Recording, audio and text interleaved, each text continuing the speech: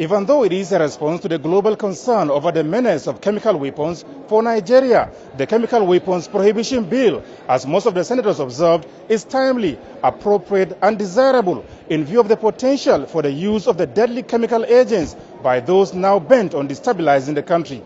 Senate leader Victor Ndoma Egba, while leading the debate, said the bill, premised on the Chemical Weapons Convention as well as Arms Control Treaty, when passed into law, will enable Nigeria key into the global commitment towards making the production, stockpiling and use of chemical weapons and their precursors illegal.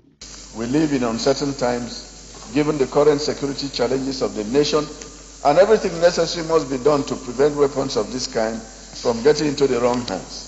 And I'm sure we are not going to be in doubt that the terrorists, if they have the advantage of getting access to chemical weapons, if it is not restrained and chemical weapon is used in any society, the aftermath is even more deadly.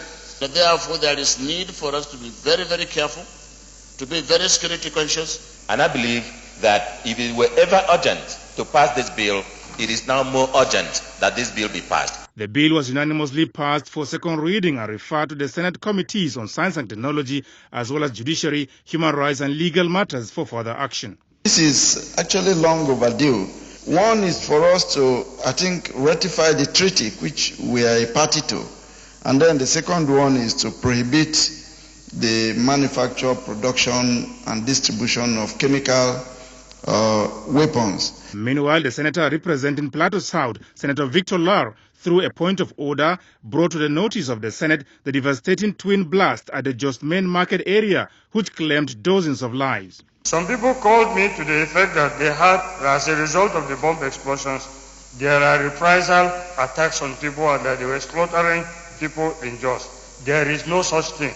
The STF has risen to the occasion and they are doing their best. The Senate has confirmed President Jonathan's nominee, Dr. Salihu Musa, for appointment as Commissioner, Federal Character Commission, as recommended by the Federal Character Committee, led by Senator Dahiru Awaisukuta. However, the consideration of the report of the Committee on Capital Market on the Chartered Institute of Securities and Investment Bill was deferred. Two presidential requests for the confirmation of Professor Dahiru Balami and Stanley Lawson for appointment as members of the Monetary Policy Committee and CBN Board, respectively, were received. From the National Assembly,